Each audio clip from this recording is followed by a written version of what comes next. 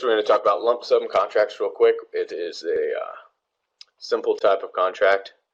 Basically, lump sum contract is they put a price tag on the entire project. They estimate everything, and then they provide usually a pretty detailed estimate, but basically that number, that lump sum, is the main thing they're providing. Everything else, all the different bags of money within that can be shifted around as needed for them to try to get that project built for that lump sum. So when the paying side accepts that amount of work, or that amount, it's included in the contract. It becomes the lump sum price for the work. The working side benefits from a lump sum price because if they manage to keep the costs under control and below their estimate, they get to keep the money that would have been otherwise spent on other costs.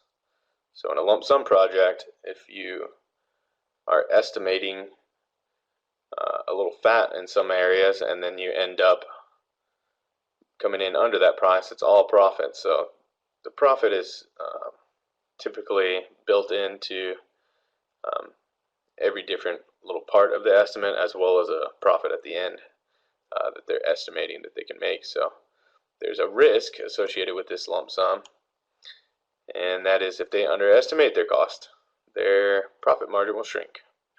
So the paying side can benefit since they get a level of certainty of how much the work will cost them. So it helps on the paying side, especially if you're a public entity.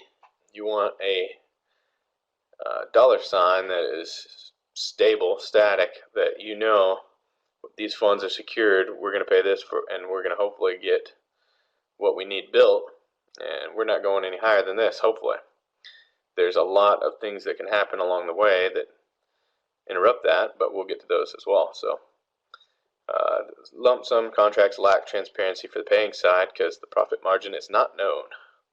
It's to lead to questions on overpaying or too little quality control. So these lump sum contracts, part of the reason the owner can hire their own consultants on the side is they've got a lump sum contract with contractor, and they have quality control built into the specs, which is basically part of the contract documents, but you are paying someone to do the quality control that has a profit motive to not do so much quality control and get through the dang thing as quick as they can, as cheap as they can.